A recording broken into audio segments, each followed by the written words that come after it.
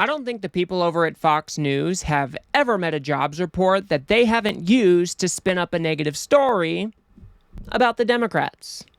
But now that we know that Donald Trump is going to be our next president, it seems like their narrative might be shifting a little bit. They might be admitting that, hey, maybe the economy, all things considered, is doing pretty good. But first, if you want to support independent progressive media and help me make it to 1,000 subscribers, please remember to hit that subscribe button. I'm trying to make it to 1,000 before the end of the year, and I would very much appreciate your support. Now, if we take a look at the major economic indicators that we normally use to measure our economy, it seems like the United States is doing pretty damn good right now. And most economists even say that we are the envy of the world, especially when we consider that we just came out of a pandemic only a couple years ago. But if you were to tune into Fox News over the past year, you might be thinking that we are heading for a recession or that we are already in one. You might think that the Biden administration is driving this economy straight into the ground and that maybe Trump would be the only one that can fix it. And it's becoming increasingly frustrating that no matter what type of positive news we get, whether it be a good jobs report, a good GDP number, a good stock market, no matter what it is, if a Democrat is in office, people over at Fox News are unwilling to credit them for it. We just recently got a new jobs report that showed that we added 227,000 jobs in November, which is more than economists were predicting. We also know that those jobs came from healthcare, hospitality, and government. 70% of the job growth came from those three industries. We also know that unemployment is still very, very low, going from 4.1% to 4.2%. Now, of course, Fox News is unwilling to give Joe Biden any credit for this. They are very unwilling to credit any Democrat at all for anything good that happens with our economy. But because we know that Trump got reelected, that is starting to shift a little bit, and they are starting to credit Donald Trump with this good news before he is even in office. Let's go ahead and take a look. This is better than expected, and it is good news is good news. That's how it's playing out on Wall Street. Dow Industrials up 30 points, the Nasdaq up 39, S&P up 6.5. Alfredo Ortiz, your reaction? Well, Maria, I'm not surprised. I mean, ding dong, the witch is dead. Small business owners are cheering, and they are starting to hire again. Our new national small business poll that ran just after the election is showing that their confidence is at a record high, really, and that jump is at a record high. 40% actually expect to hire in the next 12 months.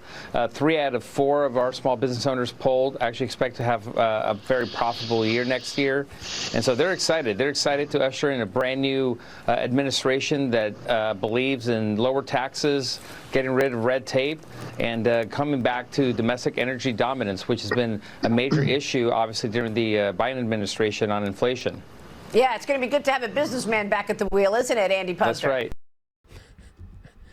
So there is no problem pointing out that maybe some small business owners or even corporations might be excited for a second Trump administration. There is nothing wrong with that at all.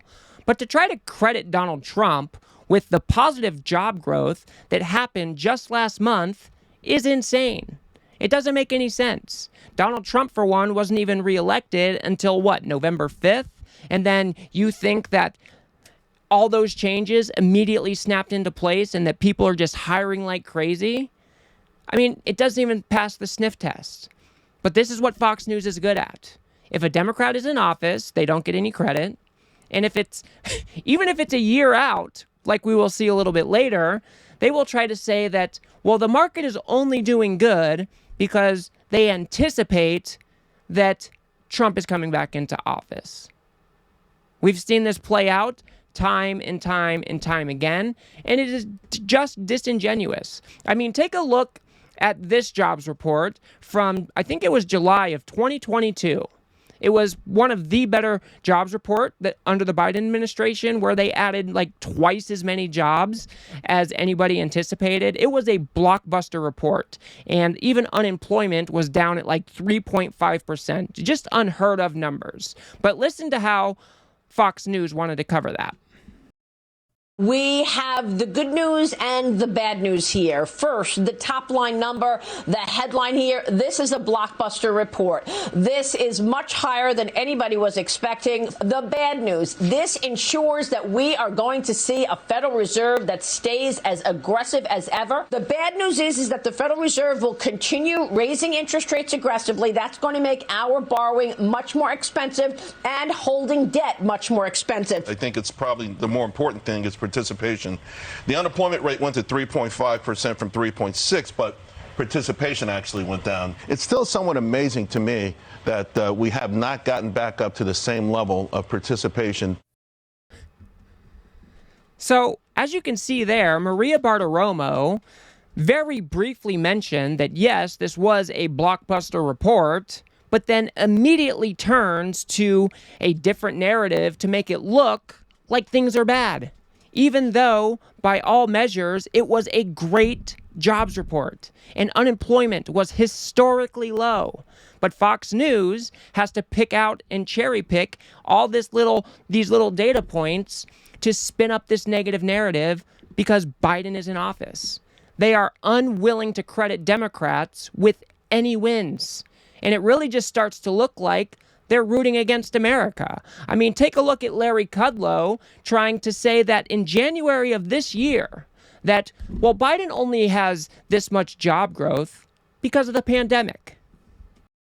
You can't say you created 14 million jobs when most of that number comes from jobs returning post-COVID. From the pandemic, correct. We looked at the numbers. Pre-pandemic, Trump created 9 million jobs.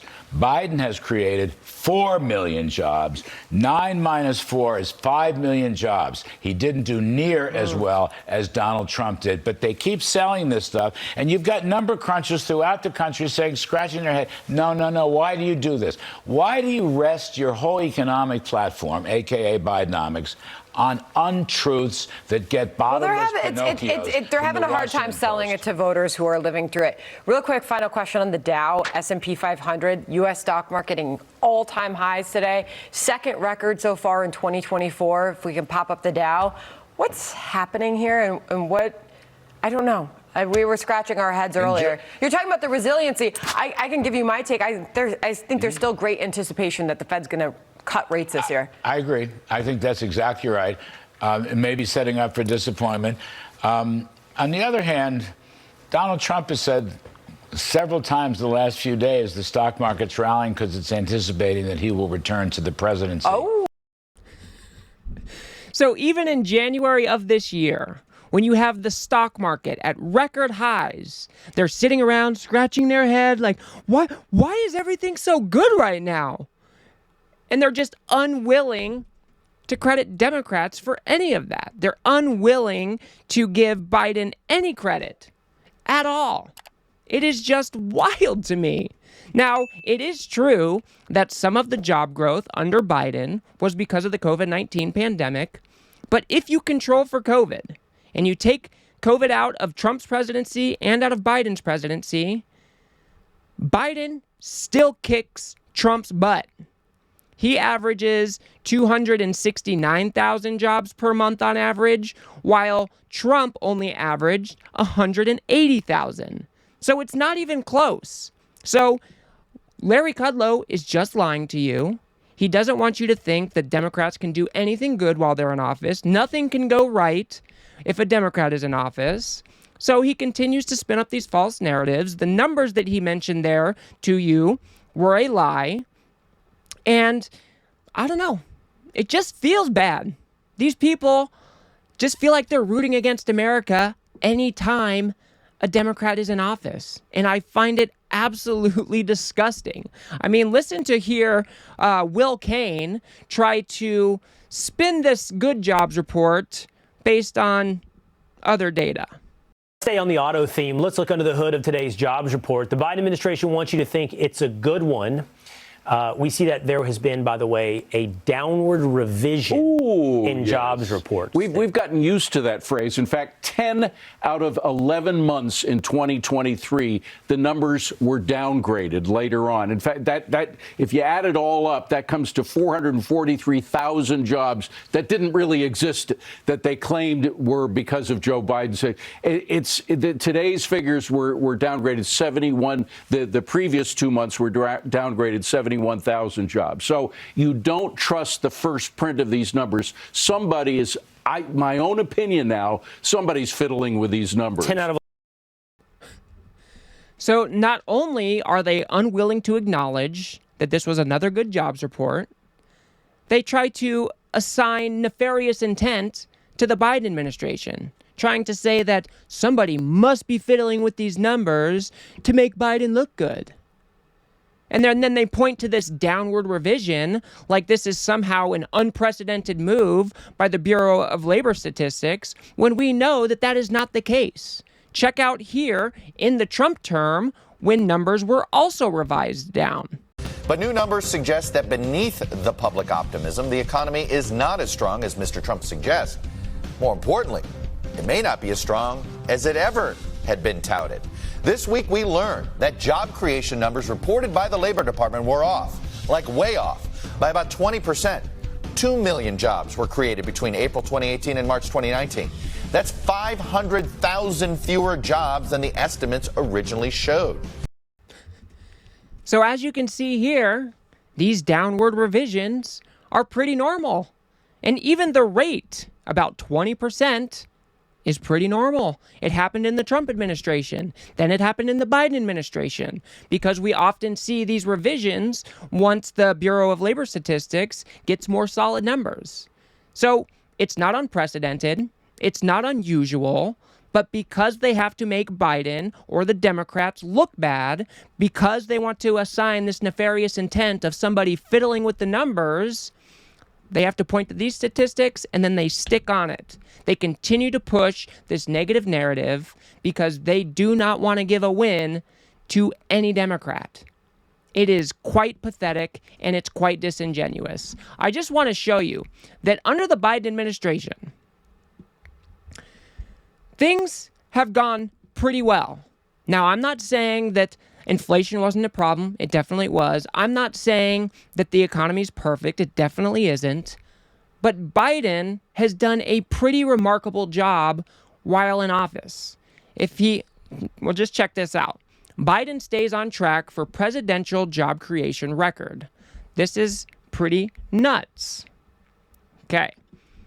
An upward revision to job creation in October on Friday makes it more likely that President Joe Biden will leave office having overseen an economy that added jobs every single month he was in power. Every other president has had at least 1 month of job losses going back to the 1930s when the government began keeping track. The job creation streak would be a highlight of Biden's complicated economic legacy. The economy boomed, but voters hated the inflation that went along with it. So Biden is on track to be the first president ever that has registered job growth in every single month of his presidency. And yes, can you say that COVID-19 might be partly to blame for that? Sure. But you're not going to hear any of this over on Fox News because they are unwilling to credit Democrats for anything good that happens in this economy. They are only interested in anticipating that Trump is coming into office and that's why this is doing good or that's why that is doing good. Donald Trump got elected, so companies right now must be anticipating that he's going to come into office in 60 days, and that's why they're hiring at the rates they are. There is always a narrative that will bring all of the positive news back to conservatives. And then they are completely unwilling to register any gains with a Democrat. And it, like I said before, it just starts to feel like they're rooting against America if a Democrat is in office.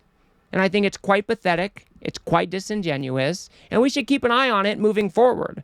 Because we know, come January 2025, we are going to hear about every single different piece of information that's going to make Trump look good. We know they exaggerated these things in his first administration and that they just made the economy look better than it probably was. And they're on track to do the exact same thing in the second Trump administration because they have just become more sycophantic as time goes on. And we know for a fact that they are more like a propaganda network now than they are a news network. They are spinning up false realities for their conservative viewers. They are stirring up division between conservatives and Democrats because they always point to Democrats for anything bad, but then register all of the good with Republicans. So we got to call it out every single time. We got to point this stuff out, and hopefully the American people come around to understanding that Democrats do pretty damn well when they're in office. I will leave it there for now. If you guys got anything out of this video, please remember to smash that like button and subscribe. Maybe share it with a friend or two. I'd very much appreciate that. Like I said, I'm trying to make it to 1,000 subscribers before the end of the year, and I've got less than 200 to go, so I would very much appreciate your support. If you want to see just how incompetent Donald Trump is when it comes to his own tariff policies, go ahead and watch that video on the screen now. Otherwise, I'll see you guys on the next one.